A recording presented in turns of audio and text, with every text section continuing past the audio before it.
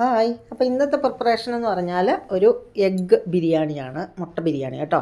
അപ്പോൾ അതിന് വേണ്ടിയിട്ട് ഞാൻ കുക്കറിലാണ് ഉണ്ടാക്കുന്നത്. കുക്കർ റെഡിയാക്കി വെച്ചു. അതിലേക്ക് ചൂടായി കഴിഞ്ഞപ്പം ഒരു സ്പൂൺ നെയ്യ് ഇട്ട് കൊടുത്തു. ഇനി ഹോൾ മസാല ഇട്ട് കൊടുക്കാം. അതായത് 2-3 ഗ്രാമ്പൂ, കറുവപ്പട്ട, ഏലക്ക, ഒരു ബ്ലാക്ക് ഏലക്ക, പിന്നെ ഒരു ബേ ലീഫ്, കുറച്ച് പെരിഞ്ജീരകം, കുരുമുളക് എല്ലാം ഉണ്ട് കേട്ടോ. എല്ലാം കൂടെ സമൂലം ഇട്ട് കൊടുത്തു. ഒന്ന് ഇളക്കി അത് കഴിഞ്ഞിട്ട് നമുക്കൊരു നല്ല വലിയ സവോള ഒന്ന് അരിഞ്ഞിട്ട് കൊടുക്കാം. അതൊക്കെ നല്ല ഒന്ന് വഴന്ന് കഴിയുമ്പോൾ അതിലേക്ക് നമുക്കൊരു വലിയ തക്കാളി ചെറുതായിട്ട് അരിഞ്ഞിട്ട് കൊടുക്കാം. അതും അങ്ങോട്ടും ഇങ്ങോട്ടും ഒക്കെ നന്നായിട്ട് ഇളക്കി മറിച്ച് റെഡിയാക്കി കഴിഞ്ഞ് ഇനി നമുക്കതിനകത്തേക്ക് ഉപ്പിട്ട് കൊടുക്കാം. ഉപ്പിട്ട് നേരത്തെ കൊടുത്താൽ നല്ല സോഫ്റ്റ് ആകും കേട്ടോ.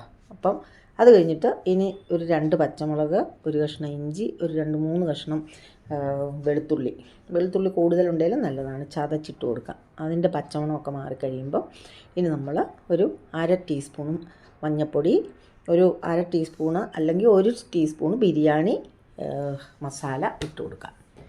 അത് കഴിഞ്ഞിട്ട് ഇനി സോക്ക് ചെയ്ത് വെച്ചിരിക്കുന്ന നമ്മുടെ ബിരിയാണി അരി, അതായത് ഞാൻ ബസ്മതി അരിയാണ് എടുത്തത്, കൈമ റൈസ് എടുക്കാം, എന്ത് വേണമെങ്കിൽ എടുക്കാം. അപ്പോൾ അതൊന്ന് അതിനകത്തിട്ട് ഇളക്കി അതിൻ്റെ വെള്ളം വറ്റി കഴിയുമ്പം ഇനി നമ്മൾ അതിനകത്തേക്ക് വെള്ളം ഒഴിച്ച് കൊടുക്കണം. അപ്പോൾ ഞാൻ അരി എടുത്തിരിക്കുന്ന 1.5 കപ്പാണ് കേട്ടോ. അപ്പോൾ ഇനി 3 കപ്പ് വെള്ളം അതിലേക്ക് ഒഴിച്ച് കൊടുക്കണം. വെള്ളം എപ്പോഴും ചൂടൊഴിച്ച് കൊടുക്കുന്നതായിരിക്കും നല്ലത്. അപ്പോൾ ഈ വെള്ളം അങ്ങോട്ട് 3 കപ്പ് ഒഴിച്ച് കൊടുത്ത് കഴിയുമ്പോഴത്തേക്ക് അതൊന്നുകൂടെ നന്നായിട്ട് ഇളക്കുക. ഇനി നമ്മൾ ഒഴിച്ച് കൊടുക്കേണ്ടത് ഉപ്പ്, ആവശ്യത്തിന് ഉപ്പിട്ട് കൊടുക്കണം. നേരത്തെ ഇട്ട ഉപ്പ് പോരാ, അരിയൊക്കെ ഇട്ടതുകൊണ്ട് ഉപ്പ് കുറവായിരിക്കും, കുറച്ചുകൂടി ഉപ്പിട്ട് കൊടുക്കണം. ഇനി വേണ്ടത് അതിനകത്തേക്ക് നമുക്ക് നല്ല കട്ട തൈര് ഒരു 2 ടേബിൾ സ്പൂൺ ഇട്ട് കൊടുക്കണം കേട്ടോ. തൈര് ഇട്ട് കൊടുത്താൽ നല്ല എന്താ പറയുക, നല്ലൊരു ടേസ്റ്റ് മേക്കറാണ് ബിരിയാണിക്ക് ഇത്തിരി തൈര് ഒഴിക്കുന്നത്.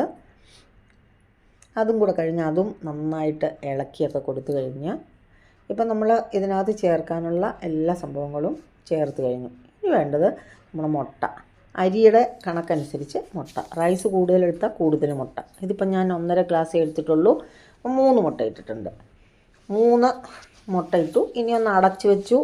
വെയിറ്റൊക്കെ ഇട്ട് ഒരു വിസിൽ, നല്ല കുക്കറാണെങ്കിൽ ഒറ്റ വിസിൽ വന്നാൽ റെഡിയാവും. വിസിൽ വന്ന് പ്രഷറൊക്കെ പോയി കഴിഞ്ഞു. ഇനി നമുക്കതിനെ തുറന്ന് നോക്കാം. അപ്പോൾ നമ്മുടെ ടേസ്റ്റി ആയിട്ടുള്ള ബിരിയാണി അടിപൊളിയായിട്ട് ഇതാ ഇപ്പോൾ കാണാം, കണ്ട നല്ല അടിപൊളി ബിരിയാണി റെഡി ആയിട്ടുണ്ട്. ആർക്കാണെങ്കിലും ഇഷ്ടപ്പെടുന്നൊരു ടേസ്റ്റാണ്. എല്ലാവരും ഒന്ന് ട്രൈ ചെയ്ത് നോക്കാൻ ശ്രമിക്കണം കേട്ടോ. ഇനി ഇതിനകത്തേക്കുള്ളത് ഇതിൻ്റെ അകത്തേക്ക് ആസ് യൂഷ്വൽ നമ്മൾ കുറച്ച് കാഷ്യൂം, കുറച്ച് മറ്റേ എന്താ പറയുക, കാഷ്യൂവിൻ്റെ കൂട്ടത്തിൽ കുറച്ച് കിസ്മിസും കൂടെ ഇട്ട് കൊടുക്കുക. അതിന് വേണ്ടിയിട്ട് ഞാനൊരു കൊച്ചു തവ അടുപ്പത്ത് വെച്ചു. അതിനകത്തേക്ക് 1 സ്പൂൺ നെയ്യ് ഒഴിച്ച് കൊടുത്തു. ഇനി കുറച്ച് കാഷ്യൂ ഇട്ട് കൊടുക്കാം. അപ്പോൾ കാഷ്യൂ ഇട്ട് കൊടുത്തു. അതിനൊന്ന് ചെറുതായിട്ട് അതിൻ്റെ നിറം ഒന്ന് മാറി വരുമ്പം അതിനകത്തേക്ക് നമ്മുടെ കിസ്മിസും കൂടെ ഇട്ട് കൊടുക്കാം.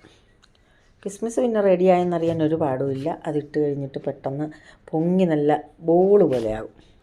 അപ്പം നമ്മുടെ കിസ്മിസും കാഷ്യൂവും റെഡി ആയിട്ടുണ്ട്. ഇനിയൊന്നുമില്ല, നമ്മുടെ തുറന്ന് ഇതിനകത്തേക്ക് ഇട്ട് കൊടുക്കുക. ഇനി അവസാനത്തെ ഫിനിഷിംഗ് ടച്ച് എന്ന് പറഞ്ഞാൽ എന്തുവാ, നമ്മൾ കുറച്ച് എന്താ പറയുക, മല്ലിയില ഇട്ട് കൊടുക്കണം. കുറച്ച് മല്ലിയില എടുത്ത് കുറച്ചധികം മല്ലിയില അങ്ങനെ തൂക്കി കൊടുക്കുക. എന്നിട്ട് വേണമെങ്കിൽ ഒരു 2 മിനിറ്റ് നമ്മൾ ഒന്നുകൂടെ അതൊന്ന് അടച്ച് വയ്ക്കുക.